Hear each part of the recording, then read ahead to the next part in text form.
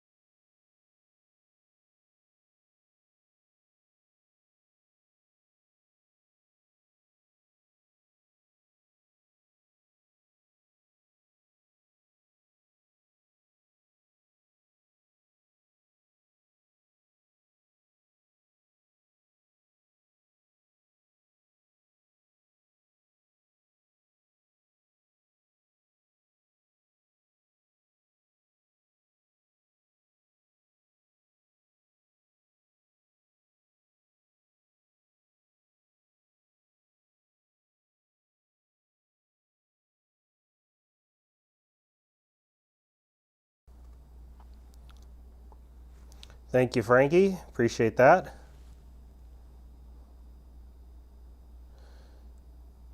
Yep, we are going to get started right at the top of the hour, Dave, so no problem. Hang tight. I read you, Lima Charlie. Thanks, Airborne. Appreciate that.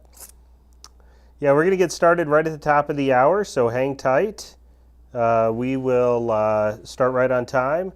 Just making sure everything's good to go here, tech-wise, that everything's looking good. Appreciate you making comments there in the in YouTube and Facebook. Lets me know that we're all set from that standpoint. Do appreciate that.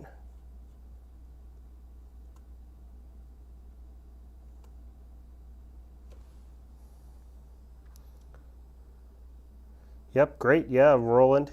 That's right at 7 o'clock.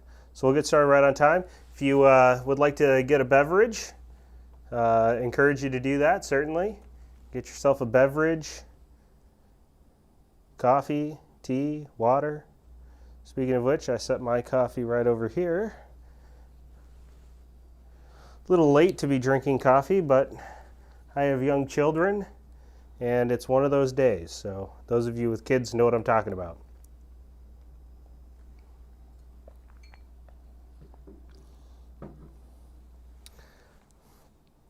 Great, Rosa. We'll get started right on time. See, we have people actively joining in now, so that's good.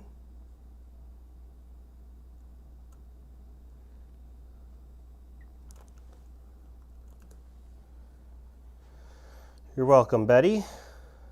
Again, we'll get started right on time, right at the top of the hour, so hang tight. or tough. Oh, that's interesting. Got a few more people on Facebook than on YouTube this time around. So that's a little bit different. But it looks like our audio is good to go. Get your beverages, water, tea, coffee, whatever you like. Whatever helps you stay alive. What is it? Alive, awake, alert, enthusiastic, something like that. If you prefer a more adult beverage, some wine or something like that. I think last week we had somebody enjoying some bubbly. We had somebody enjoying a carbonated water, which was good. I do advocate that you enjoy yourself and that we have a good time. But if you do have a drink, don't have too much. We don't want you to miss out on the information. Everyone here for the first time? All first timers, or we have people who are attending for a second time? I know that happens from time to time. I always wonder if people are willing to say if they're a second time attendee.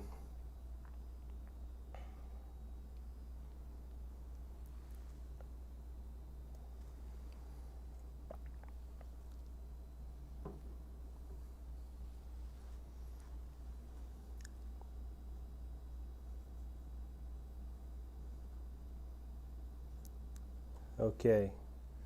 Yeah, got a lot of people here for the first time. Roberta, yeah. Okay, Diane is a first timer. William's a first timer. Who's playing the violin, or is that a fiddle? Char Blake, first time. Okay, great. Oh, stuck at work. Oh no. Well, that's why we're here, so you can file your Social Security, get retired, all that good stuff. So we'll try to get you unstuck at work there, Mark. First time. The recording, so the way this works, if you've never done a YouTube live, for example, Mark, I see you're on YouTube, so that's great. If you get to where you can't stay on for some reason, you can just rewind it, okay? But when the presentation's over, it'll stay live for, I think, like 12 hours or something. I mean, for a little while anyway, it'll stay live, and you could just rewind it, watch it back, that. But it's not forever, yeah. Your boyfriend and his violin. Okay, it's a violin, not a fiddle. All right. My dad plays the stand-up bass, and until he moved, he and my mom moved recently. He was in a gospel bluegrass band, and so that's always the joke. What do you call a, what is it? Something like, what do you call a violin with a stand-up bass or something? I don't know. A fiddle. That's the punchline. The punchline is a fiddle. But first timer here too. Okay. All right. Cool. Great. A lot of people here for the first time. Great. Glad to have you. We'll get started right at the top of the hour. Oh, I'm so sorry to hear that, Diane. Yeah, cancer, unfortunately. Yeah. Catherine's asking written materials for download. No, we have a workbook that we'll mail to you, but it's a big, long process to get our presentations approved by the SEC, which is who we have to get approved by because we're registered. And so to get that approval is a very lengthy, time-consuming process. So we just haven't done that. It's a little expensive, too. So the answer is no, Catherine. But I think you'll find this to be really helpful. And there are follow-up items like the workbook that you will find to be helpful to you. I'm confident.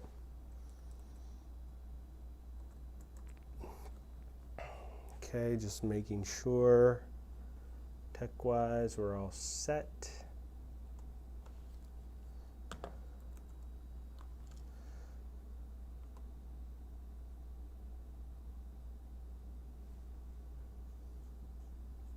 This is actually for my tech team who's listening in right now.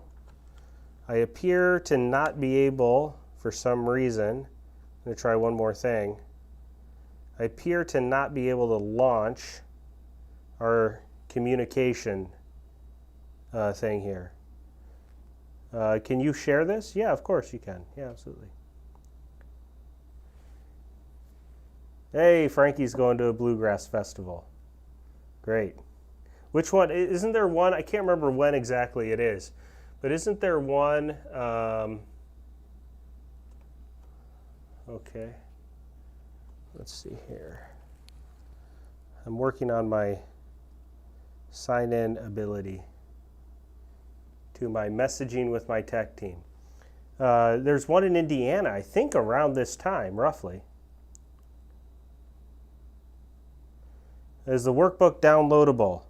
Not yet. We're working on that, but right now it's a physical copy. We mail it to you the old-fashioned way. We rely on the United States, the good people at the United States Postal Service. I got to verify myself again here. Okay.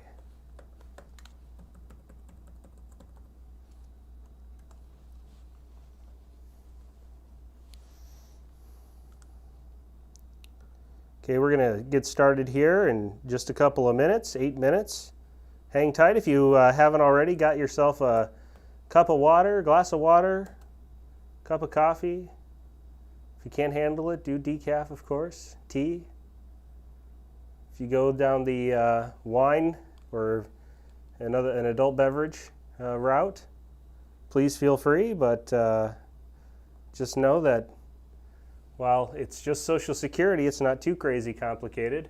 We would hate for you to miss out on understanding what we're doing here together. Okay. Again, for my tech team, I'm not sure if I'm going to be able to use our normal communication. It's forcing me to do a download here, so sorry for that. Hopefully we don't have any tech problems. If we do, my tech team hopefully will step right in for us. The bean blossom. For some reason that sounds right. In Indiana, is that the one you're talking about, Frankie? I thought it was like, yeah, I can't remember. I haven't been, but I would like to go. I do like bluegrass music. Got a first timer from Florida, very cool. Hi, Rosalinda. Glad to have you.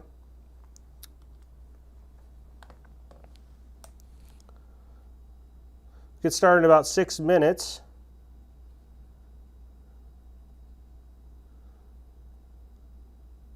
It's raining like crazy here in Michigan. That's where I'm at, in Michigan. My wife just sent me a photo, and normally I wouldn't have seen it because I'm trying to make sure I can communicate with my tech team in case we have any issues during the presentation.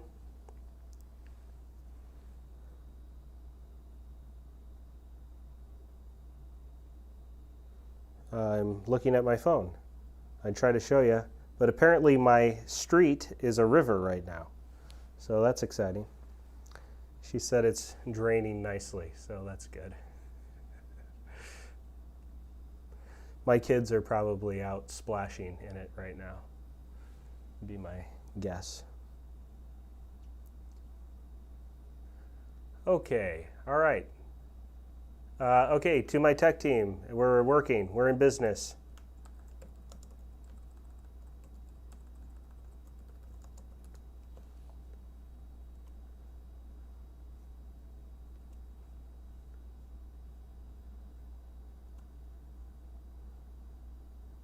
Okay, looks like someone is already angry.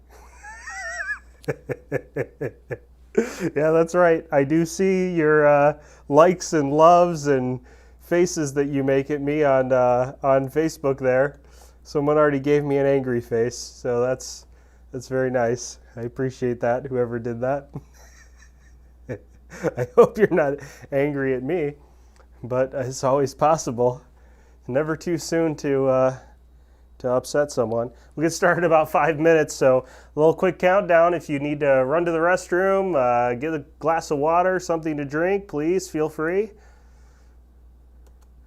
Looks like we have good numbers of people here. About half the number we're expecting yet, but I see a lot of people joining in actively right now, so I think we'll be good to start on time. Sometimes we like to give just a little bit of wiggle room whenever we have a problem with the text messages going out. But it looks like everything's gone out pretty well. We've got good numbers of people in, about 120 people between Facebook and YouTube. We're expecting about 250, so about half the number of people, but that's not untypical. 4 minutes to go. Okay. Okay. Got a lot of people here. Great, great. Yep, good. Hi, Willie. Hi, Barbara. Glad you're here. Kathy, glad to have you. Janie Blair is asking if this is scheduled for 1 hour. Yes, indeed.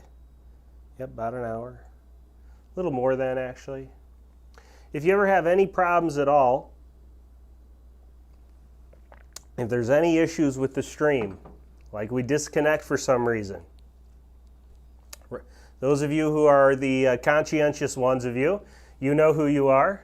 Okay, so if you're a conscientious person, please listen to me now, because if we have any issues at all with the stream, all you have to do is go to your email or the text message that you originally got, click back into the stream. Okay, so you'll click back, it'll take you right to the website that you just clicked from to join us here on YouTube or Facebook, and we will relaunch just as quickly as we can. So if we have any problems at all with the stream, we will kill it and relaunch it right away. Okay, but it means you'll have to switch. But we'll make it available ASAP. So any problems at all. And for those of you who are very conscientious, put that in the chat. So if we're having any problems and everything's locked up and nothing seems to be working and we're shut down, just remind people. You can be the reminders.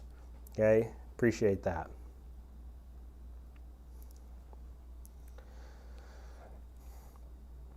Sorry to hear that, Janie. Leaving at halfway through, so all you have to do to watch the rest of this, it stays up for about 12 hours roughly. Okay, so it stays up for a little bit amount of time.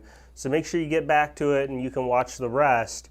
But yeah, it's something that will stay live for a little bit of time. I think about 12 hours. Then it comes back down.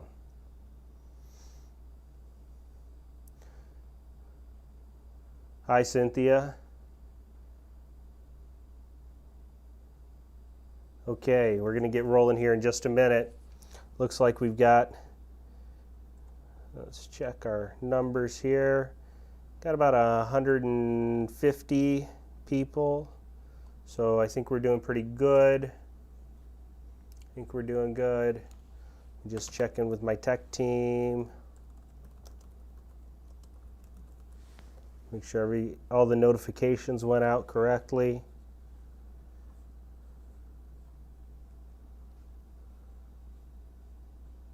Okay. I asked if all the notifications went out, and my tech team says, "Oh yeah." So we're good. I think we're good to go. All right, let's get rolling.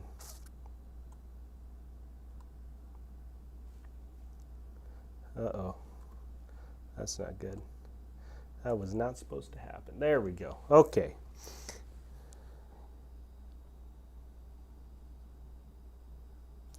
Welcome, everyone. My name's Kyle McCauley. I'm one of the national presenters here at Einstein Retirement Workshops.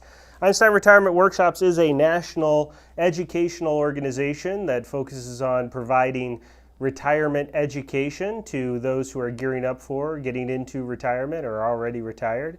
And so we have several different topics that we do presentations on, in addition to things like our daily podcast and Retirement 360 weekly podcast. So we'd certainly invite you to check those out. We'd love to interact with you on those as well. This is our most popular presentation. It's now been attended by more than 100,000 people have signed up to show up to one of these workshops, and so you're one of those now. So congratulations, and we welcome you. We're happy to do this. This is something we used to do face-to-face. We would have seen you at a community center or a library or university, something like that. But now, since COVID and all the travel restrictions and that fun stuff, I shouldn't say fun, but you know what I mean, we now have been converted over into doing these in this live stream format. So we're very honored that you're here with us and that we are able to still do this for you. And really, now that we've been able to reach out and work with so many more people who are in locations that, you know, frankly, we just never traveled to. So now we've been able to touch so many more people. So we're very honored by that. Our agenda for today, we're going to spend just about an hour on the topic of Social Security. At the end of that hour time period together, we're going to do two things. Number one, we're going to talk about how you can get access to our Social Security filing workbook. This is a workbook that we will be mailing you a physical copy. We're happy to do that, and so we'll talk about how you can request that workbook. Everyone here in attendance for attending, we will send that to you at no cost. So we'll discuss how to get that right at the end. Also at the end, we will go into a question and answer portion of our time together where you can put your questions into the chat. I've had many people putting things in the chat, and you've seen me highlight them. If you were here on time, you've seen me highlight those chat comments, and I will do that with your questions so that I'll highlight a question and answer it. Right at the end of the presentation, we'll go into that Q&A portion. If you're like me and you have a question, don't not write it down. Write it down, jot it down. Make sure that you don't forget that question because if you're like me, you'll probably forget in about 5 minutes. So make sure that I answer it, and I want to answer your questions. We'll do that again right at the end of our time together. I want to share with you a little bit about my background, just so you have a sense as to what my perspective is when I do this workshop. So I am the managing partner of City Center Financial, which is a retirement planning firm. I am a chartered retirement planning counselor, an accredited portfolio management advisor, and also, as is every member of our team, a national Social Security advisor certified professional.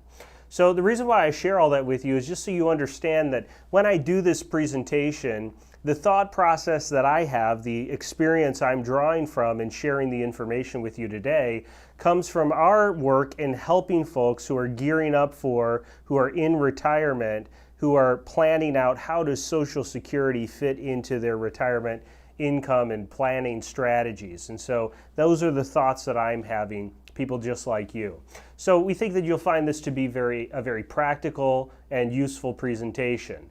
What it is not is a presentation to tell you the specifics on how to file your benefits in terms of the logistics of going into the Social Security website. We're not affiliated with, nor are we employed by Social Security. We're not going to sign you up for benefits today. That's not our point, okay? Our goal here is to give you some advice that comes directly from our experience and expertise in this area of Social Security, but that experience coming from helping hundreds, well, really now thousands of folks make high-quality Social Security decisions just like yourself. We are able to do that and give that advice because of our registered investment advisory firm, City Center Advisors. Why is Social Security such a hot topic? Why are all of you on here today? Why have we had more than 100,000 people sign up for one of these events over the last year? Well, because there's a lot of you who are qualifying for benefits. Okay, about 3.64 million new folks are turning these magical ages where they can qualify for things like Social Security and Medicare, and that's expected still to continue for another 13 years. So that's a lot of people who used to be working, paying taxes into the system, again, specifically the Social Security and Medicare system, who are now retiring and actually drawing funds out of that system. And so it brings up issues and concerns, things like insolvency. You know, is there going to be something there for me? That seems like a lot of people. So we'll certainly address that for you. Now, in terms of what the benefits will mean for you, we do find, okay, the research has been done to find that about 65% of middle-income Americans derive more than 50% of their retirement income from their Social Security benefits. Now, obviously that's true for those who have not done maybe the best job of accumulating other types of retirement income, whether that be a pension, putting dollars into a 401k plan, something like that. But for those who have done a good job of accumulating those pensions and 401ks or other savings accounts, for those who have done that, Social Security still makes up a big portion of many folks' retirement income. And the reason for that is, number one, I think if we were in a room together, I've done this live enough to know this, that if we were in a room together and I asked for a show of hands, how many of you were told don't plan on Social Security? I'm sure that many, if not all of you, would be raising your hand. And so the reality is the benefits are still here, and in many cases, frankly, they can be quite good. So since Social Security makes up such a large percentage of retirement income, that has elevated its importance. Okay, so let me say one other thing about that. It is not uncommon for us to see a married couple, between the two of them, 40, 50, 60, sometimes as much as $70,000 to $80,000 a year from those Social Security benefits once they've both filed. So the benefits are here and they're quite good. One of the reasons also why Social Security has become sort of elevated in terms of its importance to a retirement income plan is because since 1985, we have seen 84,000 pensions eliminated. Now, that doesn't even count the ones that were frozen, benefits were reduced. We've seen pension buyouts being offered like crazy. Unfortunately, we've also seen pension benefits that have been reduced after folks have filed them. And so that again has elevated the importance of these Social Security dollars. Also, 46% of Americans today currently pass away with less than $10,000 to their name. Why is this statistic here? Well, when you frame in your Social Security benefits and you're thinking, okay, what do these benefits really mean to me? The thing that you want to view Social Security as when you're framing it in, okay, how does it fit in to my retirement plans? The way you should think about Social Security is as retirement income insurance, or you could say longevity insurance. If you were to ask yourself, do I insure the important financial things in my life? I think that many of you would say, yes, of course. How about your house? Yeah, I insure my house. My car? Absolutely. How about my health? Yeah, I have health insurance. Do you insure your retirement? The answer, actually, for most of you, if not all of you, is yes.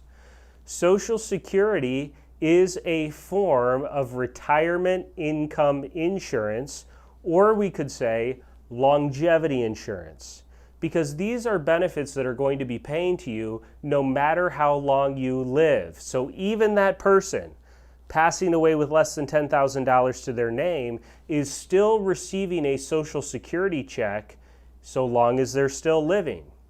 Could be pretty important these days because people are living a lot longer than they ever expected to. Gentlemen, if you're a married couple age 65, gentlemen, you have a 50% chance of living to 92. Ladies, you have a 50% chance of living to 97. Now, this statistic often surprises people, and the reason for that is because life expectancy in totality is lower than this. But you have to remember that as you age, your life expectancy actually goes up. And the reason for that is you make it past a lot of those trouble years early on. Also, in today's world, medical technology, pretty good. My granddaddy had 4 heart attacks and 3 bypass surgeries before the age of 75. Okay. He lived to 92. He just passed away last year in December. Not COVID, just old age. But he was 92 years old, okay? And he lived much longer than he ever expected. If you'd have asked him at the age of, say, 80, hey, granddaddy, you think you'll live to 92? he would have smiled, shook his head, and said, I don't think so. But the reality is, he still did. Okay, he made it all the way to 92. My granny, his wife, is still living, and she's probably a major part of the reason why he made it so long. So you can imagine what that means, and you're probably right. Can you live as long as this gal? I don't know. This is McCauley Tanaka. She's 118 years of age. She's currently the oldest living person. She is from Japan. Interestingly, of the last 5 oldest living people, 4 of them were from Japan. So either the Japanese lie about their age a lot, or if you're thinking about relocating in retirement, you may want to consider Japan. You know, just saying. All right. Here's what we're going to focus on. We're going to talk about some basics about how your benefits work, how they're calculated. We'll talk about strategies for married couples, options for those of you who are divorced, options for those of you who are widowed, and if you fall asleep somewhere in the middle, please do wake up in time for taxes. I can tell you, having now run personally thousands of analyses, our organization tens of thousands of analyses, that if there is one single item that is going to take 2 strategies that look pretty good, but they're kind of the same, but then shifts it where one stinks and the other one looks great, it's going to be taxes. So I want to make sure you have a good understanding of that. Let's talk about some basics of how your benefits work, how they are calculated. In order to qualify for a Social Security benefit, you need to have 40 credits. If you are not sure if you have 40 credits, the website you go to is www.ssa.gov. You probably don't have to do the www anymore, but ssa.gov, okay? That's the Social Security's website, ssa.gov. On that website, you can create a login, My Social Security. When you log in, one of the first things you will see on that login page, I know because I did it recently for myself, because I didn't want the government to mail me a statement, which is ridiculous for them to do. A lot of wasted money in my view, but I went on there to say, don't mail me a statement. So Social Security, if you log into the Social Security website, not only can you tell them not to mail you a statement, but you can also see right there the 40 credits. Okay, so there is some green bars that go across, and if they're all green, you'll get a green check right at the end, and that means you have your 40 credits. If you don't have 40 credits, you got to get them in order to get your Social Security benefit. 1 credit is earned by having $1,470 of earnings in a calendar quarter. So you can earn up to 4 credits per year. Works out to roughly 10 years worth of work, okay? Once you have accumulated your 10 years worth of work, the way your benefit is calculated is by using the highest 35 years of what is known as indexed earnings, meaning it is not the actual dollars that you earned, it's those dollars then increased to account for inflation that are used, the highest 35 of those. If you would like to know how much your income in years gone by is worth in Social Security's benefit calculation, you need to use an indexing table.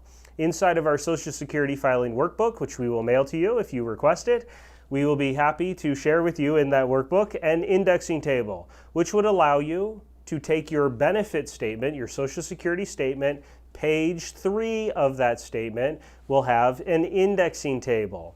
In that indexing table, you can pull those numbers, put them on the indexing table, and you will see what your benefit is worth, what those dollars are worth in times gone by. For example, let's say on that indexing table, you saw $20,000 of income in 1980. That's a lot of money back then. How much was it? Little more than $80,000 is what $20,000 was worth in 1980. So you would see, you'd put that on your indexing table and you multiply it by 4 and change, meaning that $20,000 again worth a little more than $80,000. In order to increase your benefit based upon your work, you must replace a lower income year in the past. Here's an example. Let's say your income today is $60,000. Your lowest income year in the past, indexed for inflation, is $20,000 in 1980. Does the $60,000 today replace the $20,000 in 1980? No, it does not. Okay, so you have to earn more in today's dollars that will replace a lower income year in the past in order to increase your benefit for the future. However, it's not as though your work today is hurting you, it's just not giving you any increases. Now, what happens in the scenario where you don't have all 35 years? Let's say you only have 25 years of work. In the scenario where you only have 25 years of work history, what Social Security will do is they'll take those 25 years, index them for inflation, and then add in 10 zeros in terms of your benefit calculation. So, any additional work that you're doing today is replacing a zero and should have a pretty good size impact in terms of increasing your benefit down the road. There are two major provisions that affect Social Security, and they apply almost exclusively to government workers, either state, local municipalities, or some federal employees. The two provisions are the windfall elimination provision, and the second one is the government pension offset. There's currently a bill in Congress, if this is affecting you, that you want to go lobby for, that would eliminate these two provisions. But basically, here's how they work.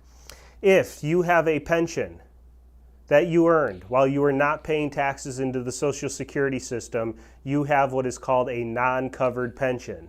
So taking an income from that pension and then simultaneously filing for, say, a Social Security benefit that you have earned will cause you to deal with the windfall elimination provision, meaning however many years of substantial earnings that you have, the calculations are in your workbook, I don't have them memorized, but however many years of substantial earnings you have will affect your bend points and will reduce your benefit based upon the windfall elimination provision. It can't reduce your Social Security to zero, you'll still at least get something, but it can reduce the benefit.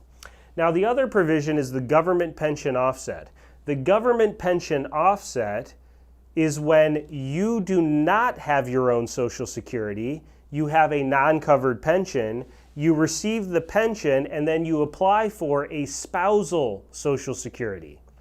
If you apply for a spousal Social Security in that scenario, then what happens is 2/3 of your pension reduces what you're eligible from the spousal. And that, if it reduces it to a negative number or zero, you could get nothing. In fact, most people affected by the government pension offset do get nothing from Social Security, although there are some who will get some small amount. Okay? Again, all those calculations are in your workbook.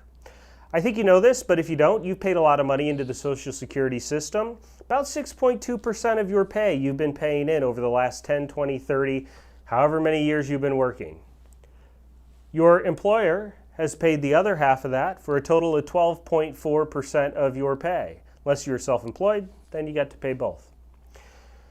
I think if you could imagine an account somewhere with your name on it with 12.4% of your pay over the last, again, 10, 20, 30, 40, however many years you've been working, you could imagine that that would be a very sizable sum of dollars. And if you applied even just a little bit of interest to it, could be a very large sum of dollars. So, is that how it works? Well, unfortunately, it's not. For those of you who already know, it is absolutely not how it works. The way it works is a pay-as-we-go system, meaning if you are working, your FICA taxes that flow into this system, the 6.2 times 2, those dollars are leaving the system right now to pay current recipients. We used to be in a surplus. When we had a surplus, the trust fund was buying treasury bonds, meaning we were loaning money to the U.S. government out of our Social Security system. I don't know why I think that's funny. It just strikes me as funny. So anyway, that's what the system used to do. Right now, we're actively selling treasury bonds, which means we're in the red. Okay, we've been in the red since 2010. We will be fully funded through 2035. In 2036, we're funded 75 cents on the dollar. So that means in 2036, all of you will experience a 25% cut to your Social Security, right? No, wrong. Okay, that is not how it will work. Well, what will happen is they will fix Social Security. If you've not been paying close attention to this, let me inform you that Social Security has been broke many times. This is just the newest iteration, and we got a long time coming. Not that long, it's 2035, 15 years, 14 years now. So it's coming quick, but we do need to fix the system. They'll fix the system, don't worry. You know how they fix the system if you think about it. All of you had a full retirement age of 65 when you were babies. Your parents had a full retirement age of 65. But the Social Security system was broke at some point. I can't remember when they made this change, some number of years ago. And they said, nope, none of you have a full retirement age of 65 anymore, right? You all have a full retirement age. The oldest of you, 66. The youngest of you, 67. But probably the majority of you in attendance today have a full retirement age of 66 and some number of months, whether that's 2 months, 4 months, 6 months, 8 months, 10 months, depends on the year that you were born. So what will they do? They will say to your kids and grandkids, yeah, we know we let your parents file earlier, but we're not going to do that anymore. So there's talks about eliminating the age 62 filing. There's talks about pushing full retirement age as high as 70, all different kinds of things. But will that affect you? No. Okay, how can I say that so confidently? Well, unless there's some of you in attendance today who are younger than the age of 55, once you hit the age of 55, current federal law states that they may not change your Social Security benefit. Okay, so it's your children and grandchildren that are going to have to deal with this, and trust me, they will. All right. Let's assume for a minute that all of you have a full retirement age of 66, just for ease of explanation. I know that many of you have various full retirement ages, as I just mentioned, but just for ease of explanation, we're going to operate that everyone has a full retirement age of 66. If you file for benefits at your full retirement age, you receive 100% of your primary insurance amount. Your primary insurance amount is estimated for you on the very front page of your Social Security statement. That big bold number in the upper right corner, that is your estimated primary insurance amount. If that number said $2,000 and you file at your full retirement age, you should get $2,000. If you file early, you are allowed. You can file as early as the age of 62. That $2,000, though, gets reduced by 25%, so $1,500. You can also delay past your full retirement age, turning $2,000 into as much as $2,640, 132%.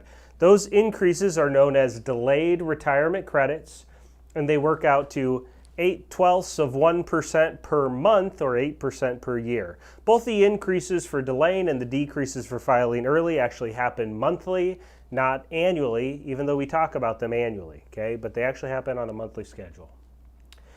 There are 3 distinct benefits you can file for. The first one is your own work history benefit, the retired workers benefit. That's a benefit you file for based upon your own work history. The spousal benefit is a benefit that you file for based upon your spouse or ex-spouse's work history. A widow or survivor benefit would be a benefit that you apply for based upon a deceased spouse's work history or a deceased ex-spouse's work history. The last time Social Security law was majorly changed was in October of 2015, and basically what they did is they took away all the fun stuff. So if you ever heard about things like file and suspend, get a lump sum check, all that good stuff, all of that is gone, with a couple exceptions. Number 1, if you were born before January 2nd of 1954, and you have not yet filed for a Social Security benefit, and you're entitled to either a spousal or ex-spousal benefit, you can do what is known as a restricted application, start with spousal benefits only, and switch to your own at a later date. But you must have been born before January 2nd, 1954, and you can't already have filed for a benefit. This is a rapidly diminishing group. I'm not going to spend any more time on it than that, but if you have questions, please ask during the Q&A. There are just a couple of things to be mindful of when you're filing your Social Security benefit in terms of filing strategies themselves. Number one is that you are allowed to suspend benefits at any time for any reason. Now, why in the heck would you ever want to do that? Well, let's say you were laid off from a job and you're over Social Security age. You say, well, I guess I'm retired. You go ahead and file for benefits. And then a friend of a friend who knows a friend or somebody says, hey, we got a job. We think you'd be good for it. And you say, yeah, I would be good at that. And so you take the job. Now you have employment income and you have this Social Security benefit. You don't really need the Social Security benefit. What should you do? Well, one option would be to suspend benefits. If you suspend those benefits, any delayed retirement credits that you will earn from the point at which you suspend to as late as age 70 will be earned. The only thing you can't earn is whatever time you were collecting Social Security. Those are on. But at the point of suspension till as late as age 70, you can earn increases. Now, what if you wish you had never filed? Let's say it only took a couple and you said, I didn't need this $4,000. What the heck? Well, so long as you pay the dollars back to Social Security, you can tell them to rescind your application one time only, and they will reset your benefit as though you never filed. Okay, but it'll only be one time. Has to be within the first 365 days. And you do have to pay back anything they've given you that thus far. Okay, let's talk about spousal benefits. In order to qualify for a spousal benefit, you need to have been married for at least 1 year. In addition, the spouse that you want to file from has to have filed their benefit in order for the spousal benefit to be available. So if my wife and I are the same age, she's a little older, but good example. So if she, let's say she has a $2,000 a month benefit, let's say I have no work history, I don't have a benefit, I want to claim off of her. Well, what's available to me? Well, 50% of hers is what I would be thinking to get. So she has $2,000. I want to get half of that, $1,000. Okay, that's the spousal amount. However, she has to file for me to get half. So if she doesn't want to file, let's say she wants to delay till 70, then I have to delay till 70. Okay, so she has to file for me to get that benefit. Now, what happens in a scenario where I have my own benefit? Let's say my benefit is more than 50% of hers. It's $1,200. Her benefit's $2,000. $1,200 is more than $1,000, 50% of hers. There's nothing available to me for the spousal portion. Okay, I don't get some of mine and none of that. Okay, if mine is more than 50% of hers, I'm just focused on my own benefit. Okay, it's 50% of your spouse's primary insurance amount, not the benefit amount. Let's go into that a little more in depth. John's primary insurance amount at his full retirement age is $2,000. Jane, at her full retirement age, is eligible for $1,000. Meaning, Jane is allowed to file early. Let's say there's an age difference. John hits 66, but Jane's still 62. Can she file for a spousal benefit? Yes, she can. But is it a reduced amount, or is it 50% of John's? It's a reduced amount, okay? But if Jane had her own work history and had $1,000 a month, she would get $750 for filing at 62. But if it's not her own benefit, it's a spousal from John, she's only going to get $700. So spousal benefits reduce at a faster rate, on a faster schedule than regular benefits. So if you want to think about it like extra penalties for spouses who file early, maybe that's a fair way to say it. The other thing is that Jane has no incentive to delay past her full retirement age. So you see this 100% here that continues on and on? That's because if Jane had her own benefit of $1,000, she could turn it into $1,320. But if it's a spousal, it never gets higher than $1,000. Even if John delays and is getting $2,640, doesn't matter. Jane's still only eligible for $1,000. So no delayed retirement credits. What's a very common scenario that this is very important to remember? Jane has her own work history. $500 a month is her benefit. John has a $2,000 a month benefit. Jane's thinking spousal. $1,000 is more than my $500. However, John wants to delay till 70. He turns 2,000 into 2,640. Great. Jane likes that. Hey, it's some more money. Great, like that. But what should Jane do? Because she has no incentive to delay. What Jane should do is she should go ahead and file her benefit at full retirement age, and she'll get $500 a month until John files at 70, and then she'll bump from the 500 to the full 1,000. Okay, for my married couples, when one of you passes away, only one benefit remains. It's always the higher of the two. Okay, you don't get to keep both. Only one benefit remains, always the higher of the two. There is a caveat. In the scenario where the higher wage earner files early, say at 62, that wage earner is getting 75% of their benefit. 2,000's been turned into 1,500. Should that person predecease their spouse, the spouse will get a bump up. The 82.5% rule says that the surviving spouse will see an increase from 1,500 to 1,650 because of the 82.5% rule. Two most common mistakes we see married couples make. The first one is that higher wage earner files early and shortchanges a surviving spouse.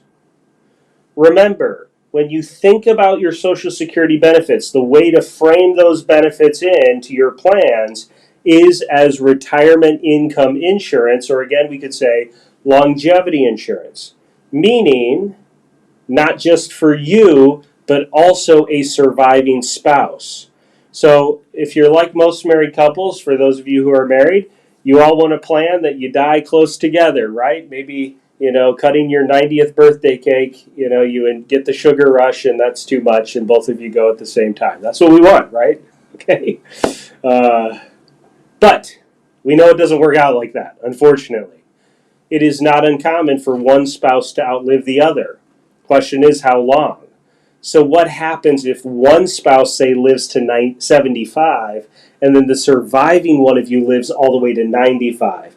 Could be 20 or more years of one Social Security check. So we want that check to be as high as it can reasonably be. If anyone is going to be doing any kind of delaying, it's going to be that higher wage earner because it's going to take that benefit and really get it up there. The second mistake that we see married couples make is that both will delay past full retirement age. This really just comes from our experience and really factors a lot into tax planning.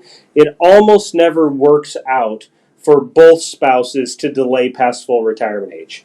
Again, generally speaking, one spouse will file early to some degree or another, and the other spouse will delay to some degree or another, and it's going to be that higher wage earner that's doing the delaying if anyone's going to delay. Okay? Let's talk about divorced benefits. In order to qualify for a divorced spouse benefit, you need to have been married for 10 years in a row to the same person.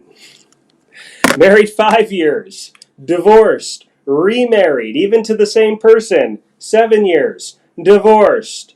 5 plus 7 does not equal 12. Okay, it doesn't even equal 10. Obviously, it doesn't equal 10, but it doesn't equal 12. One of those two stints has to be at least 10 years for the divorced spouse benefit to apply. So, I know you did not come on here for marriage counseling, but if you need a reason to hang on, there you go.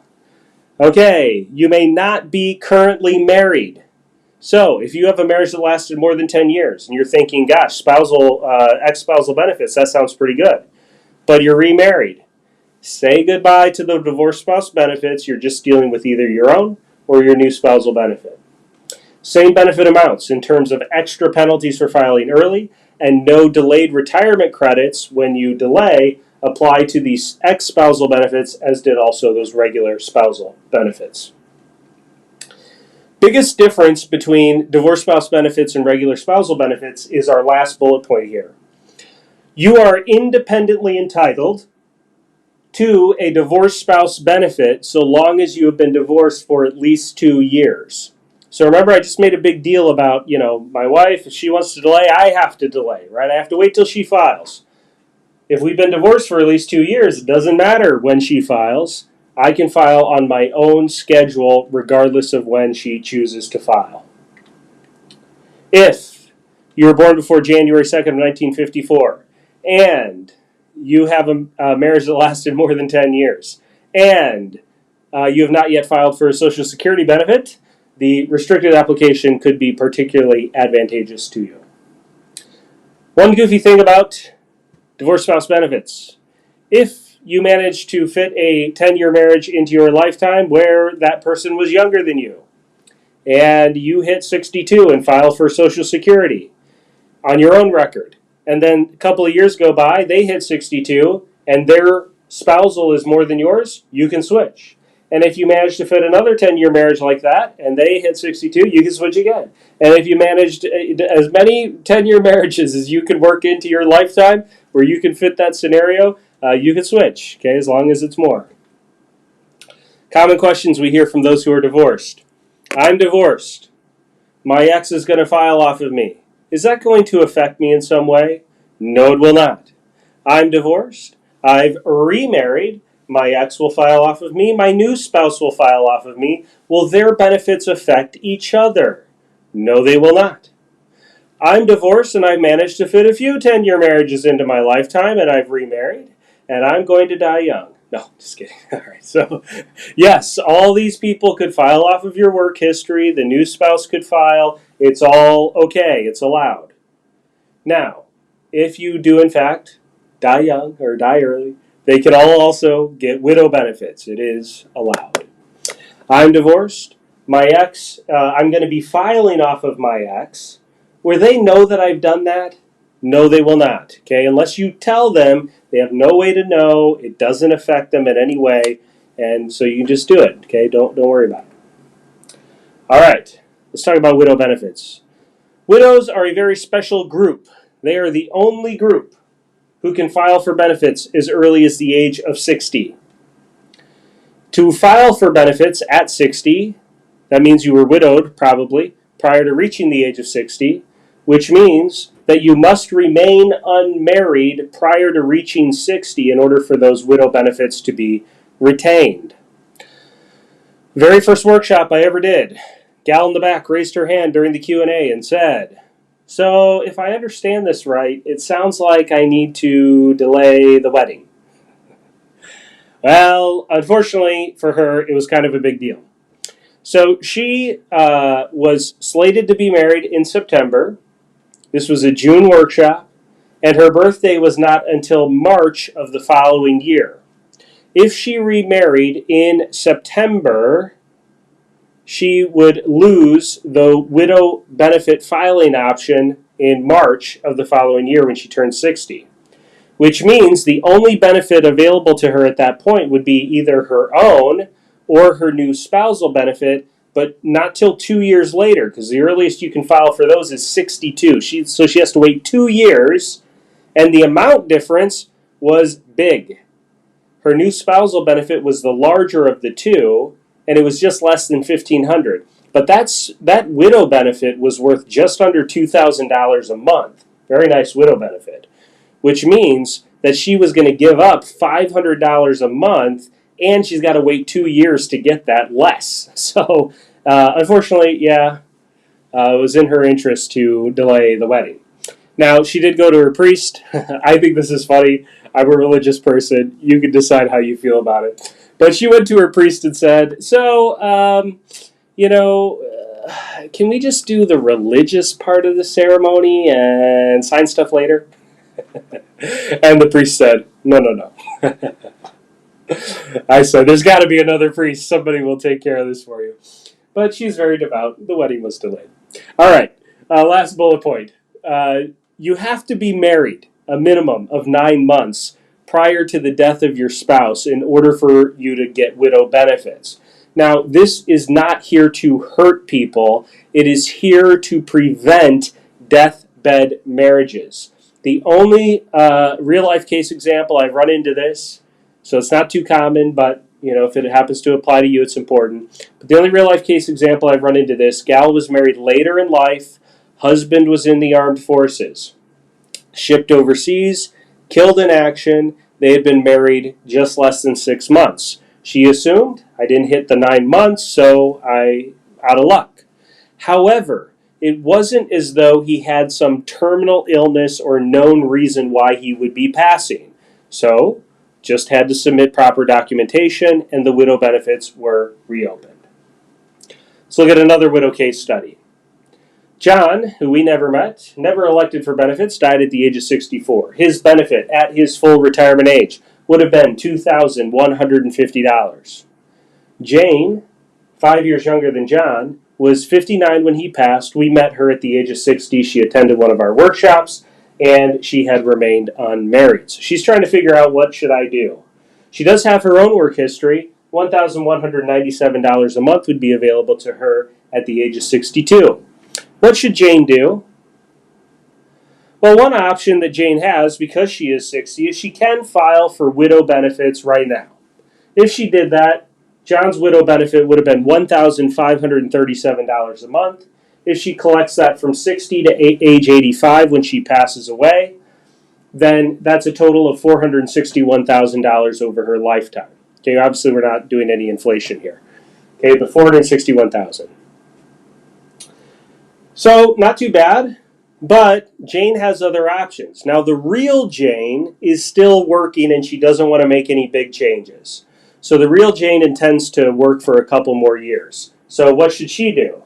Well, okay, the real Jane is going to actually work 2 more years and then retire, and at which point she'll actually start with her own benefit, $1,197, and then switch to the widow benefit, which widow benefits maximize at your full retirement age. Okay? You don't go to 70 with widow benefits. They max out at your full retirement age. So she switches to John's there, $2,150. Over her lifetime, that's an extra $77,000 simply for understanding and knowing her options. But there's another way she could go. Let's say Jane was ready to retire. What should she do then?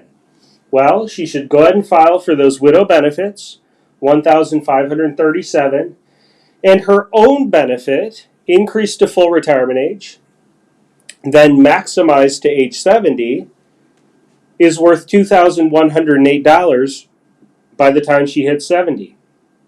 Over her lifetime, total benefits, again, non-inflation adjusted, $563,000. Over $100,000 more simply for understanding her options. Now, I'm always struck by these numbers, 400, 500,000, because, let's be honest, it's a lot of money, okay? And this is a single person. Not uncommon for me to see numbers from married couples over $1 million, even single folks over $1 million once you factor in inflation. As high as $2 million I've seen for married couples. So, look, these benefits for many of us, and maybe I'm preaching to the choir because you're here, these benefits, these decisions, could be some of the single biggest financial decisions that we make. So, look, I know that you're here. I'm glad that you're here. But continue to take this decision seriously. Maybe I'm preaching to the choir, but really, dig in, take it seriously. These benefits are a big deal. Okay. I mentioned a minute ago that the real Jane was going to keep working. So she wasn't going to file Social Security. Why? Well, in her case, she was going to have to deal with this thing called the earnings test. The earnings test applies whenever you file for Social Security prior to reaching your full retirement age. If you are your full retirement age or older, you may file for Social Security, have earned income, and it's no problem. Earned income being W-2, 1099, or self-employment. You're allowed to have both so long as you've reached your full retirement age. However, if you have not yet reached your full retirement age, you have to deal with the earnings test. Here's how it works. The earnings test says is the first $18,960 of your income, Social Security, they don't care about that. But the minute you go above $18,960 in earned income, Social Security starts caring. They care about $1 for every two that you earn above the limit. Let's take an example. Let's say you have a salary of $58,960. Sort of an odd number, but the math is easy and you'll see that. So the $58,960, Social Security does not care about the first $18,960, so we take that off the top, meaning you have $40,000 above the limit. It's a 1 for 2, so we chop it in half. You have $20,000 of Social Security that you are ineligible for if you file prior to reaching your full retirement age and you have earned income at $58,960. So, if my benefit that I'm filing for is a $2,000 a month benefit, here's how that works. $2,000 goes into $20,000 10 times, meaning I do not receive a benefit in January, February, March, April, May, June, July, August, September, October. Then I get a $2,000 check in November and a $2,000 check in December. Some people mistakenly assume that when they go above the earnings limit, they will reduce your check, but you'll still get a check all year. They simply will not pay you anything until you've paid back what you were ineligible to receive. In the scenario where you have not yet reached your full retirement age, but your full retirement age is this year, the earnings test goes up to $50,520, and it's a 1 for 3. It almost never applies to anyone, so we won't spend any more time on it than that. Let's talk about taxes. So you can have earned income and collect Social Security, but you got to worry about taxes. You can have Social Security and pension income, withdrawals from your 401k accounts, ordinary income, interest income, dividend income, all kinds of income, and Social Security at the same time, and there are taxes that you have to deal with. No surprise there, but the taxes that you have to deal with on Social Security, unfortunately, are a little complicated. What's on your screen here is Publication 915. Publication 915 says, in 33 pages, exactly how you will calculate how you pay taxes on your Social Security benefits. Why does it take 33 pages? Call your congresspeople. Okay, there are worksheets in this document that are helpful.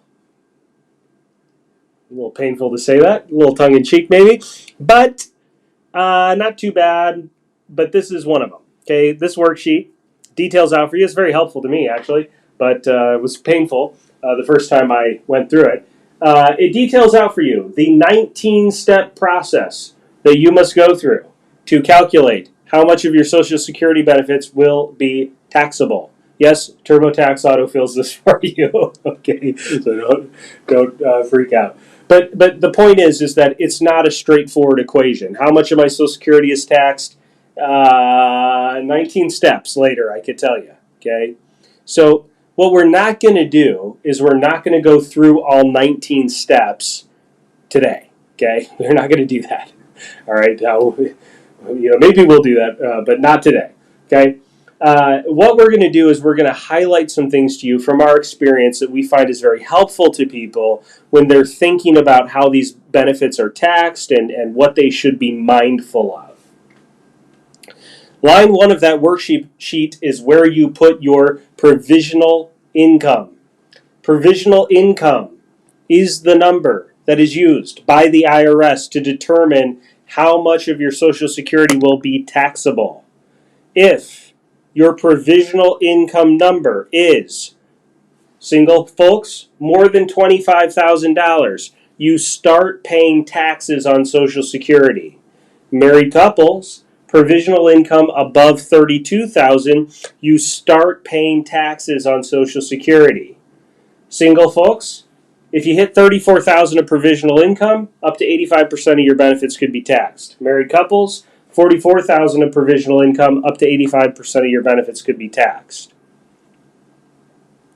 2 questions you should be asking. 1, what the heck's provisional income? 2, how much tax? Let's deal with both of them. Provisional income is all of your adjusted gross income, earned income, pension income, dividend income, interest income, ordinary income, withdrawals from 401ks, IRAs, 403bs, RMDs, okay, all the income that you have, K1s, rental income, doesn't matter. If it shows up, that's part of your adjusted gross income, okay, capital gains, long and short, all that, okay. So that's number one. No surprise there. Number two, municipal bond interest income. For those of you who buy municipal bonds, you buy it because of the tax savings. Unfortunately, Social Security did find a way to get at that, and the way is by including it in your provisional income number. Okay, I should say the IRS figured out a way to get at it. Third item. Okay, so we got all your income, non-taxable interest, and 50% of the Social Security benefits that you're eligible to receive count towards the number that determines how much tax you owe. Okay. All right, so that one's a little bit of a stinger, but it is how it works. Most people are above these limits and pay some amount of tax on their Social Security. So the question is, how much tax? You see, Social Security is technically tax advantageous because the most you could be taxed on is 85% of the benefits. Technically, it's tax advantageous. The problem happens when you don't properly account for the tax ramifications of your other sources of retirement income while you're receiving Social Security. Let me give you an example. Let's say you're cruising along through retirement. You've got Social Security. You have some pension dollars or withdrawals from 401ks, IRAs, 403bs, something like that. Okay, so you got your retirement income, and everything's going fine, right? You're doing well. You're enjoying life. You're enjoying your retirement. Everything's good. But, you've been cooped up a little bit. You're feeling like some travel might be nice. It's time to get on an airplane. Maybe you've gotten your vaccines, or you're just going to drive around, or whatever you want to do. It doesn't matter to me. You're going to go do some traveling, though, because you would like to enjoy your retirement, and it's time to get out there. Check off some bucket list items. So you're going to go on a nice trip.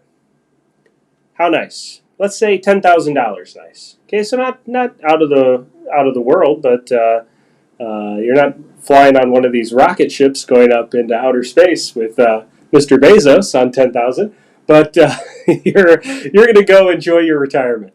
So you budget things out. You spend $10,000 on a vacation.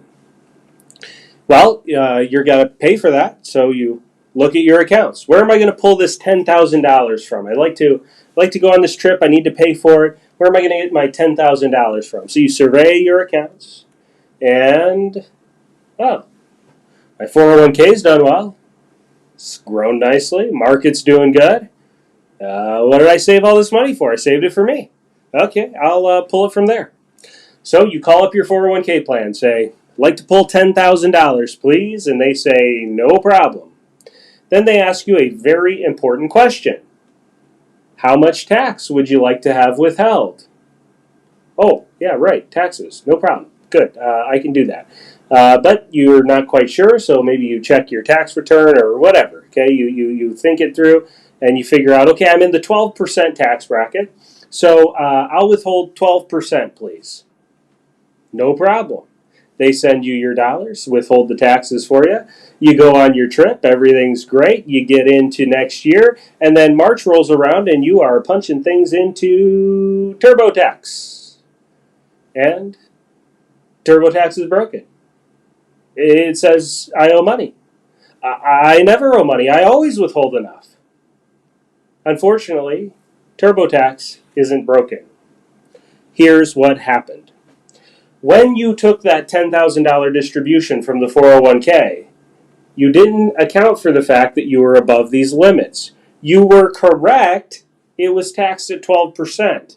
But what you didn't account for was that you caused additional Social Security dollars to become taxable. You didn't get more money from Social Security. You just added taxes to Social Security. So the effective tax rate on that distribution, 12% here plus 12% here, is 24%. Now that's no fun. No one likes paying in at tax time. But that's not the bad one. Unfortunately, we see all the time that people are headed, beelined, right for a very large tax problem. And that very large tax problem sounds something like this. You've done a lot of good things in your life in terms of preparing for your retirement. You've put some money into your 401k accounts.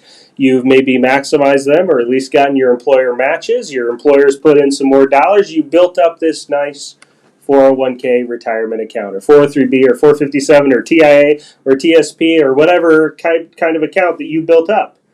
But this kind of account has a glitch.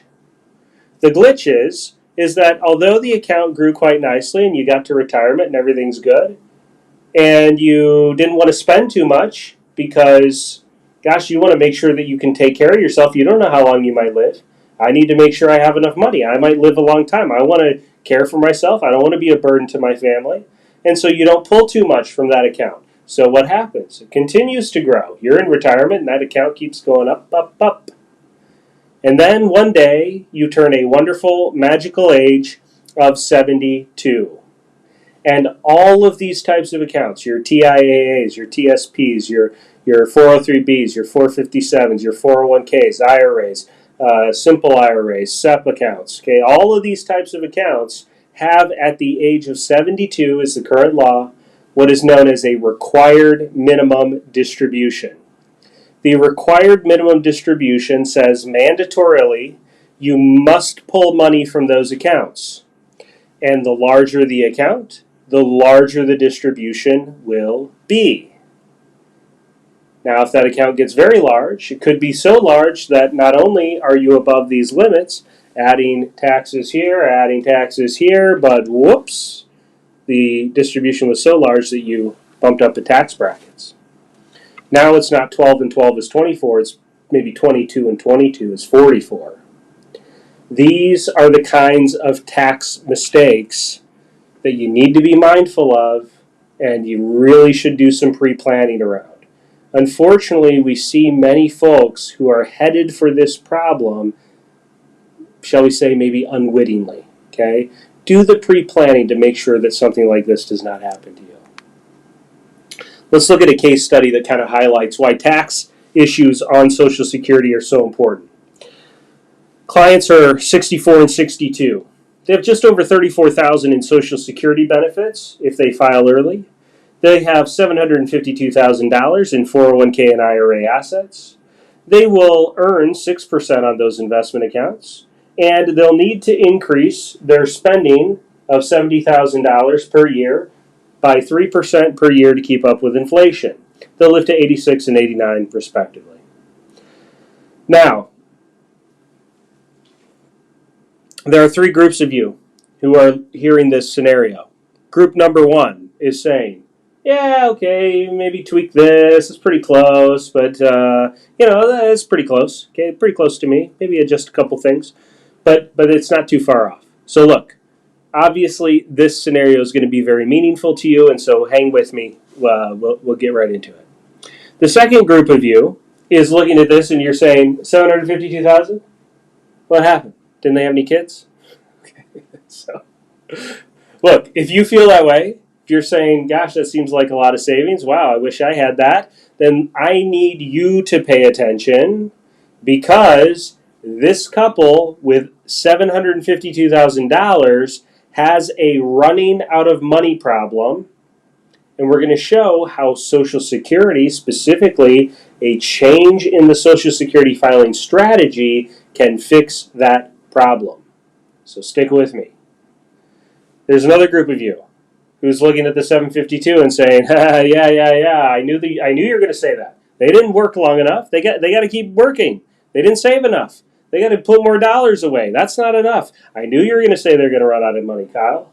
So look, if that's you, if you're looking at this scenario saying, I don't know about this, then I need you to pay attention because this couple with only $752,000 has a tax problem. And we're going to show, again, how a change in their Social Security strategy can solve that issue for them. Okay, so let's go into it. This couple, if they do in fact file Social Security early, those blue lines there, you see it's covering about 50% of their retirement income need early on. Doesn't quite hit 50% as inflation hits because Social Security, unfortunately, does not keep up with inflation. They use the CPI-W index, whereas you spend money at the CPI-U index.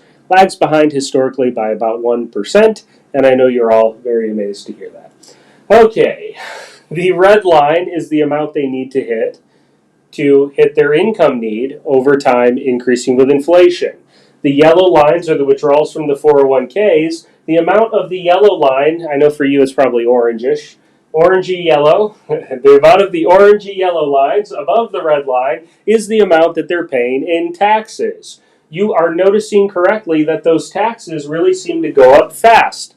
Yes, that's because of that double taxation process I just described a moment ago. As they have to pull out more and more from their investments, they cause more and more of Social Security to become taxable, and eventually all of this pressure on their portfolio causes them to run out of money 14 years too soon.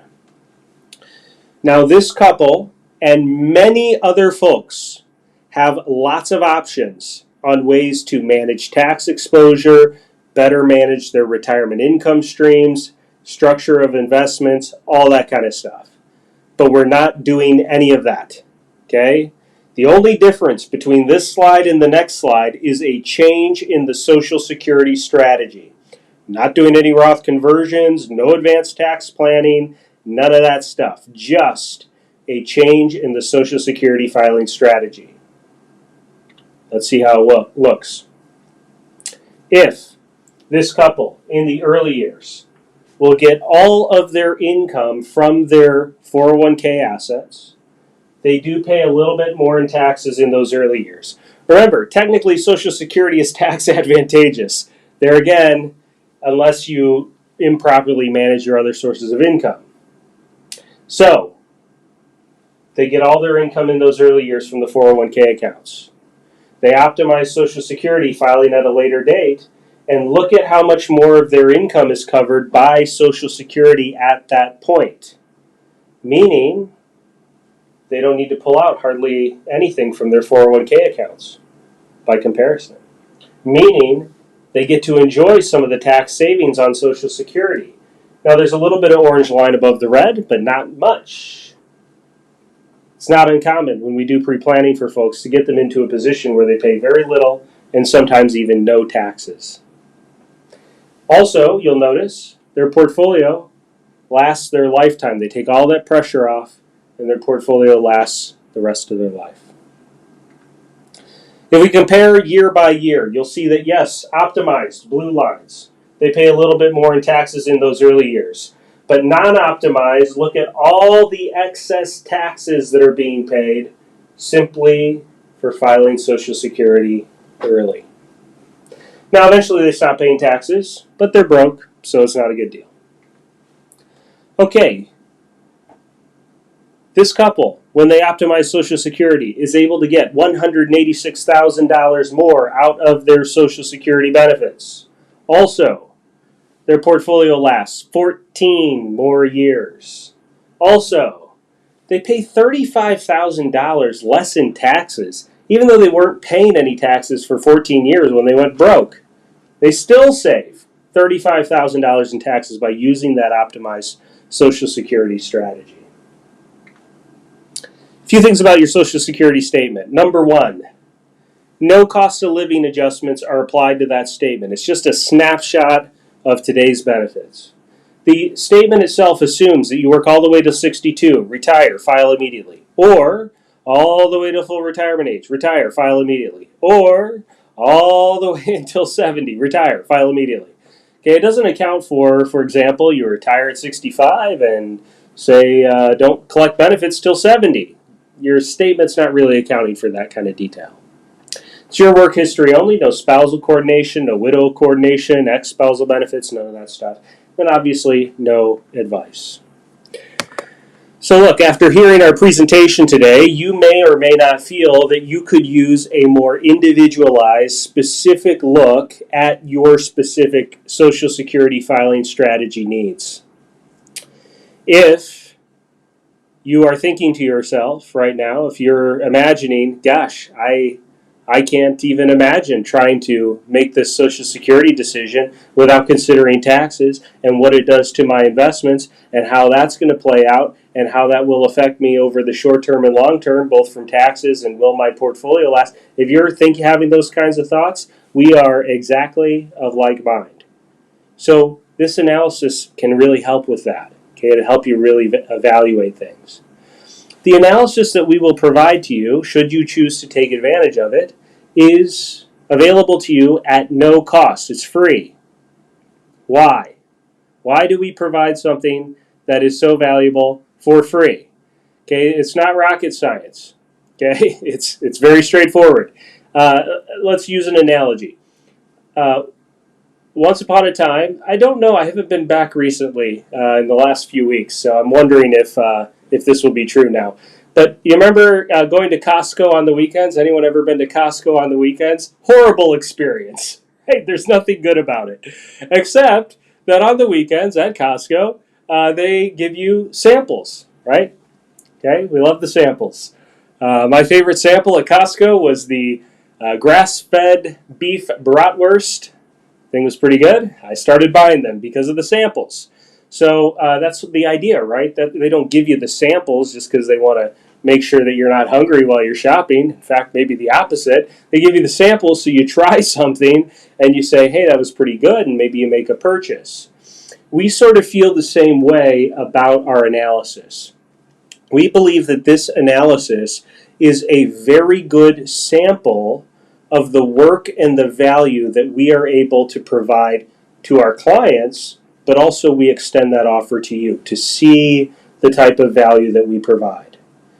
It is our hope that when you get this analysis and you see the valuable work that we provide to our clients, that will then give us the right, or maybe I should say the privilege, maybe I should really be saying the honor, of serving you with other retirement planning or investing needs that you may have. Okay? The analysis is at no cost. So, hard to lose on that one, but what's in it, right? Because you could just waste a lot of time. But I hope I've done a good enough job today to think that maybe we could do a good job on analysis for you. Let me share with you what's in it if you're thinking, gosh, an analysis, that might be really helpful to me. Here's what's inside. Number one, step-by-step details on how various methods of filing for Social Security will generate different benefits. This is a snapshot of one, but we can generate lots of different options for how you could file. We'll highlight the ones that we think make the most sense based on your specific needs and circumstances. Not just looking at Social Security, accounting for pension benefits you may have, other income sources that you may have in retirement, thinking about taxes. We will account for those in this analysis and really highlight for you the step-by-step process of exactly when it would be best for you to file. And then if some of them look kind of close, like, hey, maybe a few different ways to file could work out, we'll do a break-even analysis. Which one makes sense in what scenario and why? Which one best protects a surviving spouse who lives a long time? Which one provides the most benefits to someone if they were to happen to die soon? You know, we look at all of those different variables. We also will look at the time value of money, make sure we're not missing out because we just see a big number down the road, but we don't account for things in the short term. Okay, all of this is a part of the analysis, very important. Probably the single most valuable part of this analysis, the thing that really sets it apart, the thing that will cause you to say, wow, I'm just so glad that I got this. Okay, the thing that will cause you to say that really comes from this part of the analysis. This is our retirement income, cash flow, and tax analysis provided specifically from our Retirement Defender software tool. This is a software tool that, well, frankly, paid a lot of money and I spent a lot of time personally helping to develop. This software tool allows our team to do very specific, line by line, detailed analysis of your retirement income streams and cash flow, as well as those Social Security benefits, highlighting exactly how they will affect you from a tax perspective, and also identify different tax planning opportunities. For example, this couple is going to benefit from a $42,350 Roth conversion. Now you'll notice that's not a $40,000 Roth conversion or a $45,000 Roth conversion, some more broad-based number. It's a very specific number, $42,350. Okay, that's the level of detailed pinpoint analysis that we do when it comes to tax planning. You just don't mess around with the IRS, if I could say it like that. So, this will also be made available to you as a part of that Social Security analysis, and we're happy to do that. Okay, we'll also evaluate, does it save you in the long run? This couple is able to prevent their full 85% from being taxable, and they get to enjoy some tax savings on Social Security. We also can evaluate, did it make a difference? Did it improve your net worth? Did it help you get more tax-free dollars? This couple was able to get an extra $700,000 of tax-free money. So that's a good deal. Okay, what will your numbers look like? We'll just have to see. Okay, but your analysis will include this portion. Okay, if you think that analysis could be helpful to you and you'd like to request it, you will go to the same website to request the analysis as you go to request the workbook. To request our Social Security filing workbook, you will go to sendworkbook.com. At sendworkbook.com, you will fill out your information, and we will be mailing you a physical copy of the workbook. Okay, so please do that at any time. We're happy for you to do that. Okay, and when you're in sendworkbook.com, you may also request that Social Security analysis. Let me say a few things about that analysis process for those of you who are thinking that that is something you would like. Okay, number one, Einstein Retirement Workshops is an educational brand that at one time was separate from my firm, City Center Financial. Today, City Center Financial owns and operates the Einstein Retirement Workshops brand. It is something that we acquired a little more than a year and a half ago now. Okay, so we own and operate Einstein Retirement Workshops. Okay, that's an important point, and I want to highlight that for you in addition to some other things. And the reason why is we have to be very transparent. We are a fiduciary firm. Every single one of our advisors is fully licensed, certified, credentialed. They're also National Social Security advisors, but we're all fiduciaries, first and foremost. And so as a fiduciary firm, we have to be very transparent with you. So let me be transparent about a few other things. Number one, it doesn't matter what state you are in, we are able to provide this analysis to you.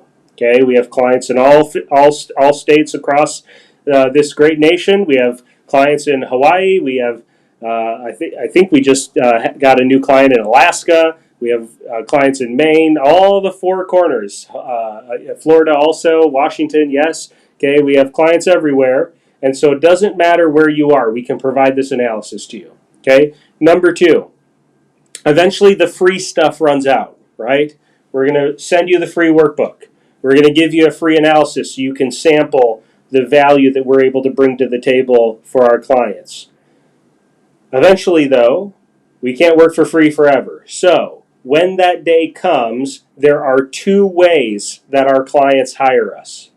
Method number one, and the most common method, is that many of our clients do elect to have us manage their investment accounts. If you hire us through the managing of your investment accounts, you will pay investment advisory fees. The investment advisory fees that you pay are largely dependent upon the level of complexity that we bring to the table for your investment situation. The majority of our clients pay less than half of the national average, which is 1.5%. Okay, we have clients that pay as little as 0.5%, depending on the complexity again of the strategies we're implementing. We have clients who pay as much as 1.25. Yeah, I said that right. 1.25%. And those are clients who are using algorithmically driven strategies, very complex stuff, okay? So your fees can vary based upon the level of investing sophistication we're implementing for you, okay? But we'll disclose all those up front, and we don't shove it down your throat. You get to decide how we do it, okay? All right. Second thing, way that our clients hire us. We can work on an hourly fee. Our hourly fee is based upon the experience and expertise of the advisor that you're working with. So they can share that with you. Whoever you get paired up with, any of our highly qualified advisors, they can discuss with you and disclose to you exactly what their hourly rate would be should you choose to work with them in that capacity. Okay, we will interact with you for these meetings via video conference. Our team is fully equipped to work with you in a secured and encrypted fashion over video conference. We will be on video, absolutely. We'd love if you're on video, but it's totally up to you. It's your call, okay? If you prefer not to be seen or you don't want to comb your hair, no problem, okay? But we'd certainly invite you. We'd love to see you face-to-face on that Zoom call. We've gotten great feedback from our clients about that experience. They've really enjoyed the ability to work with an advisor, really from the comfort of their home, but also we have many clients who relocate, have vacation homes. They actually really enjoy that flexibility of being able to meet with their advisor really at any time at a moment's notice. And so we have enjoyed that process, and our clients have given us great feedback about it. Okay, I'm going to take questions here in just a second, so punch your questions into the chat portion, either on YouTube or Facebook. I can answer them either way there, so punch those in. At any time, while I'm answering questions, you can open a new browser tab, or if you're watching this on your phone, you can open it on your computer, whatever you want to do. You can go to sendworkbook.com. Do that. Make sure that we can mail you that workbook. We're happy to do that. So please request the workbook. If also you're one that's going to engage with us for that free Social Security analysis, we're very honored for that, and we're happy that you take advantage of it. Also, as a part of that, when you're clicking through and you're requesting the analysis, you may also be offered to take advantage of our Retirement Defender Screening Report. If you're really taking retirement seriously and you want to make sure that you're set up well for that, you want to make sure that you're ready to go, that Retirement Defender Screening Report is something that we will provide to you also at no charge. It does take us a little extra work, but it's something we're happy to do for those of you who are really taking your retirement seriously and want to see, hey, am I ready to go? That report is the entry point into our retirement planning process, and it allows us to evaluate the 7 critical areas that we think need to be kind of ready to go for you to be, quote-unquote, retirement ready. So we'll evaluate those for you, and we're happy to do that. Just simply, when it offers it to you, just say, yeah, I'd like to get that report as well. Okay, let's start taking questions.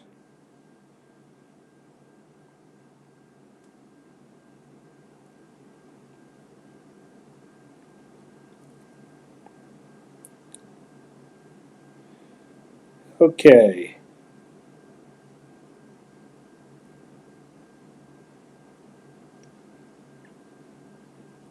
Wow, a lot of great comments here. I'm still looking for a question, but I really appreciate the comments. Thank you. Okay, Valerie says, what do I need to do to have you send me my book? I already attended the class. Please let me know or send me the link. I don't want to have to attend another class. That's no problem, Valerie. Just go to sendworkbook.com, and we'll be happy to get it going for you. Okay. Catherine says, how do I find out my ex-husband's Social Security amount and whether he has filed? Well, if he's your ex-husband, you've been married divorced more than 2 years, it doesn't matter whether he's filed or not. You can file regardless of him. And then how much, you can take your marriage certificate and divorce decree and make an appointment with Social Security, and they will give you that information. Thank you. Appreciate that. Okay, Tammy's asking, did you say an ex-spouse has to file in order for the ex to file based on theirs? No. Okay, so that's the difference between ex-spousal benefits and spousal. So ex-spousal benefits, so long as you've been divorced for more than 2 years, you can file on that work history regardless of whether they filed or not. Darlene, Oh, I assume you mean you've requested the stuff. Okay, great, great. Good, Darlene. Laura, it'll stay available for about 12 hours, so yes.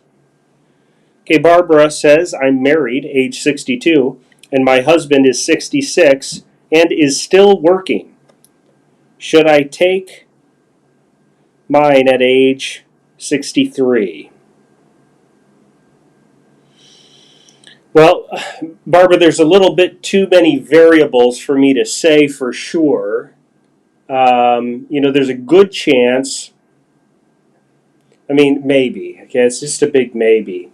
If his income is enough, you might wait till he retires to file for yours and then maybe delay his to 70, say to maximize the survivor benefit, something like that. I do hope you're getting the analysis because the analysis will really help you answer that question very well. But there's a lot of extra questions I'd have to ask to really tell you. Okay. Oh, great, Nancy. Good, good. Leona May, great. You're welcome. Okay, Mary French is asking, so generally speaking, is it best to use money from a 401k before taking Social Security early?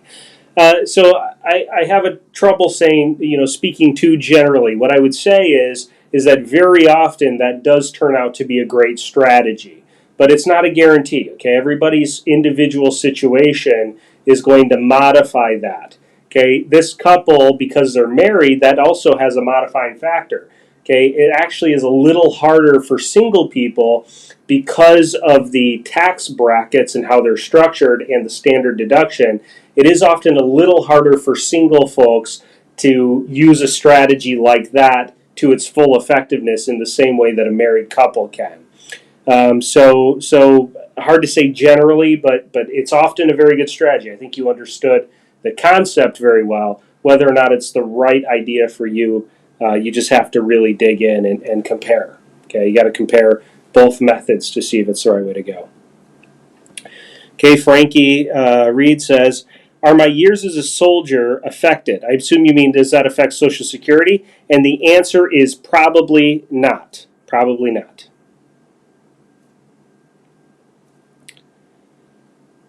Okay, Diane says, I'm 66, working full time and trying to hold out to 70 for collecting Social Security.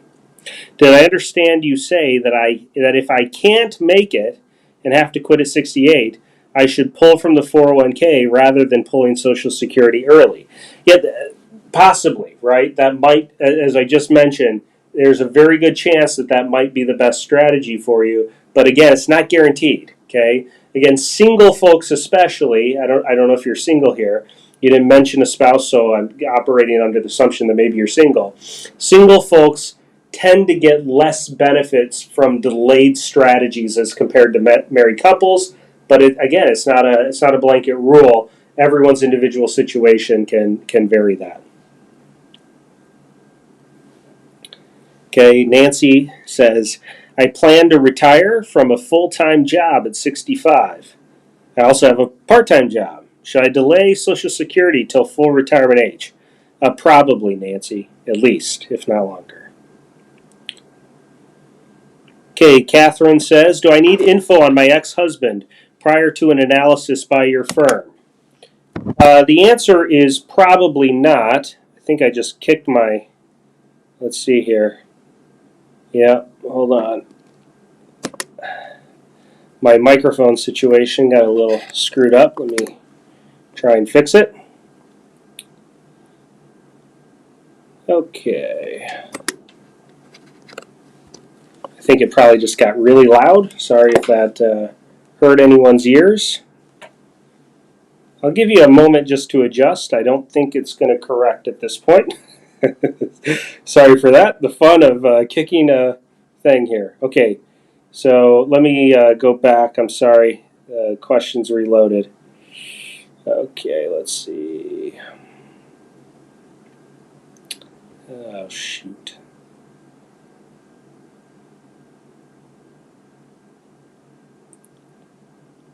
Okay.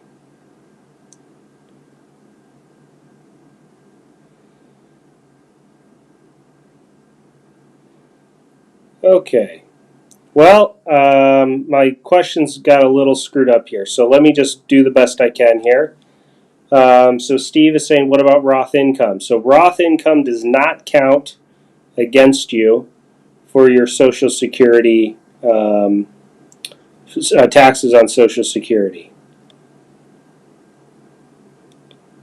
Okay, Bree is saying, can you still work at 62 and receive the ex-spouse's Social Security, or maybe only part-time?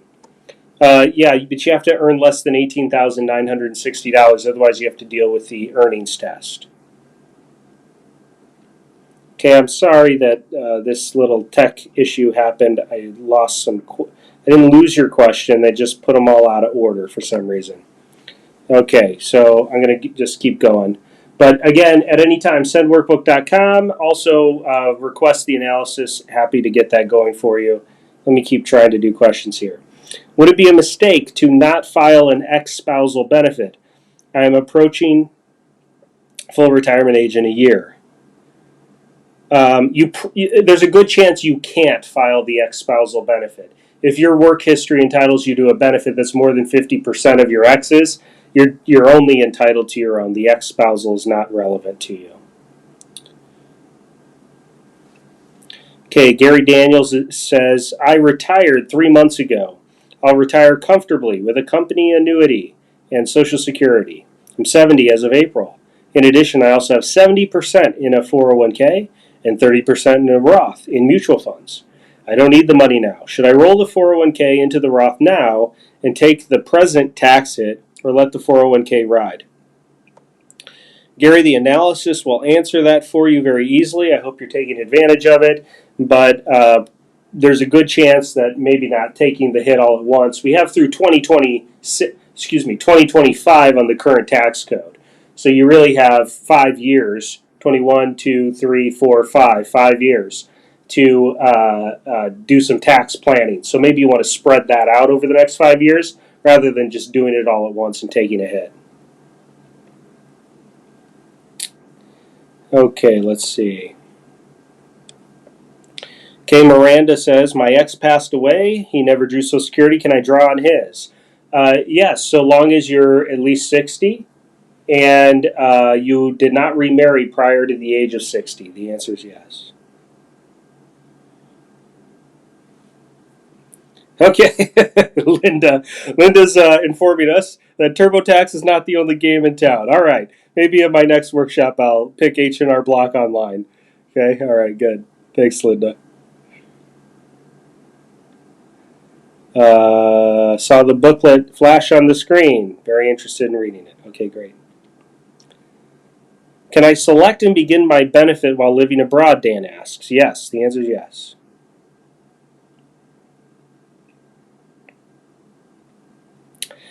Susan, you can watch this for another 12 hours, so just try to give it a go. Okay, Laura Davis is saying, can I file for a spousal when my husband files at 62? I am 63 and self-employed. Most likely, except you need to be mindful of the earnings test. So your maximum earnings is $18,960 before you have to deal with the earnings test. Okay, Iggy Samsoil says, about taxes. Is it true that if one's total AGI is more than $32,000 and $44,000, that one is taxed at 50% and 85% on adjusted gross income, or is that the Social Security part is taxed at that rate? Neither. Okay, neither is taxed at 50 or 85%.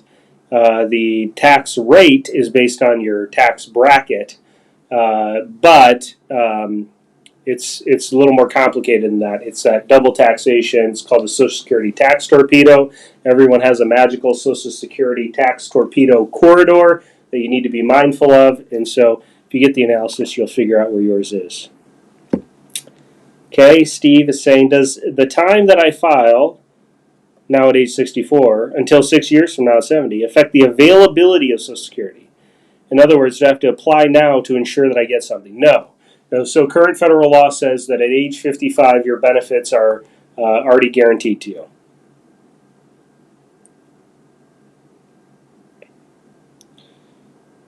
Judith is very interested in taxes. Great, great. Okay, looking for the indexing table, right in your workbook. Go to sendworkbook.com. Hope the analysis will be of help to you, so please request that as well. Okay, Judith is asking, what are factors to look at for filing Social Security at 67 versus 70, using 401k funds and waiting until 70? Well, the things you want to be mindful of are obviously the both short-term and long-term tax situation. Also, is your income such that Roth conversions could help optimize your income so that when you get to age 70 and file for Social Security, maybe you could drop your taxes down to very little or maybe even nothing. Okay, so those are the kinds of things you want to look at. Okay, Janie Blair says, does it make more sense to work until I'm 70 to collect Social Security and get the 8% increases? Or should I start collecting now at 68 and leave that money on the table? I may continue to work for another year. Yeah, so probably it's going to work out best for you to delay till 70. Probably. The analysis, if you're getting it, will tell you that for sure. But most people are a little better off getting the guaranteed 8% increase. Robert agrees.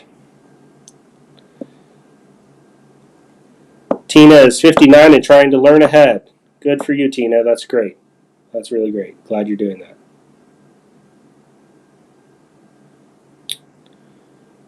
Okay, people want the workbook. If you want the workbook mailed to you, you got to go to sendworkbook.com and we'll mail it to you. You'll give us your address, we'll do that.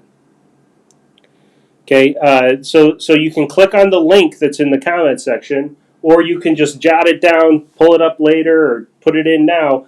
Sendworkbook.com. Just type that into your browser. Sendworkbook.com. It'll get you going.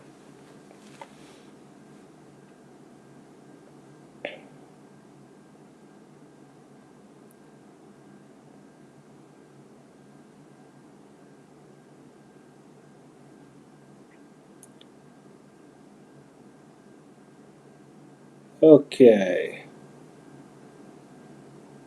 Let's go. Steve is saying IRAs are a scam. Well, I'm not sure I would use that word, but I get it.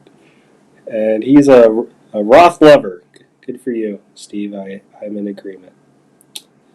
Okay, Robert. Of course, it just jumped around here.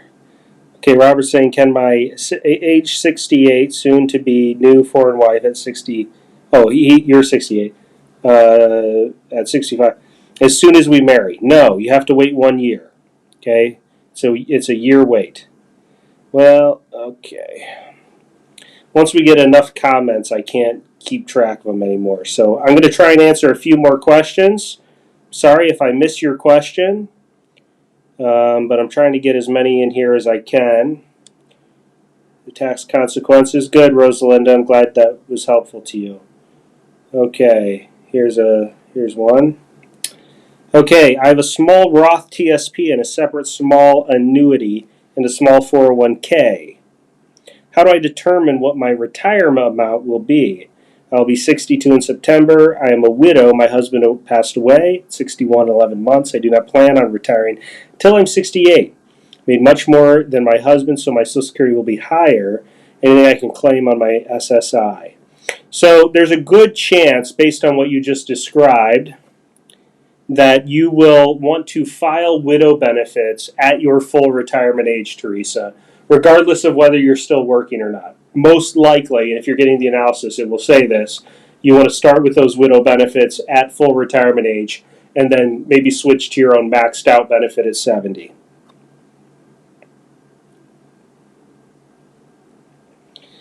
Did not see a link for the retirement analysis. Okay, Linda, so when you go to sendworkbook.com, you got to fill everything out, and then it'll say, do you want to take advantage of your analysis? You just say yes. If you say yes, it'll take you to the next thing, which I think is like, I can't remember exactly, but it's like, do you want to get your assets coordinated with taxes or other things? If you say yes to one of those, then it'll take you to the retirement defender. Okay, if you say no to both, then you don't have a complex enough situation to get any benefit from that defender report. So you got to say yes to at least one. I either need to, do some tax planning, or I need to coordinate my Social Security with other forms of retirement income. If you say yes to one of those, then we know you have a complex enough situation to warrant that retirement defender screening report. Okay.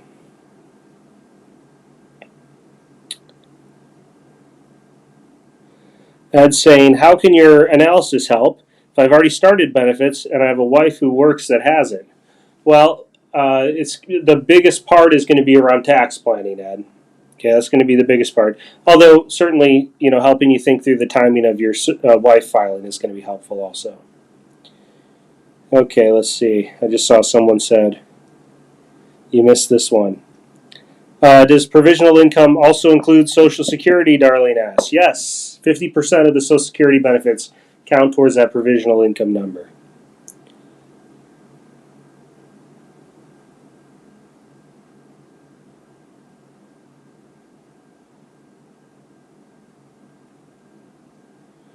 Okay, let's see. Okay. Well, I know that I missed some of your questions. I'm very sorry for that. But I hope I answered the majority of them. And I'd love to see everybody at a future event. If you haven't already, subscribe to our YouTube channel. Follow our Facebook page. You'll be alerted when we do these. And we'd love to see you at a future event. Happy to answer your questions next time. Sorry for the little bit of tech issues we had here towards the end. But I'm confident that that I think I got to most of you. So I do apologize if I missed your specific question. Again, sendworkbook.com. Request the workbook. Request the analysis. Happy to do that. Honored to provide that to you if that's something that'd be helpful. If we see you at a future event, we'd love to do that. If we see you in this analysis process, we'd love that as well. With that, we'll wrap up for tonight. I wish everyone a very wonderful and restful night and sleep. Unless you're on the West Coast, then you got a few hours. But I do hope you enjoy your evening. With that, we will say goodnight for now.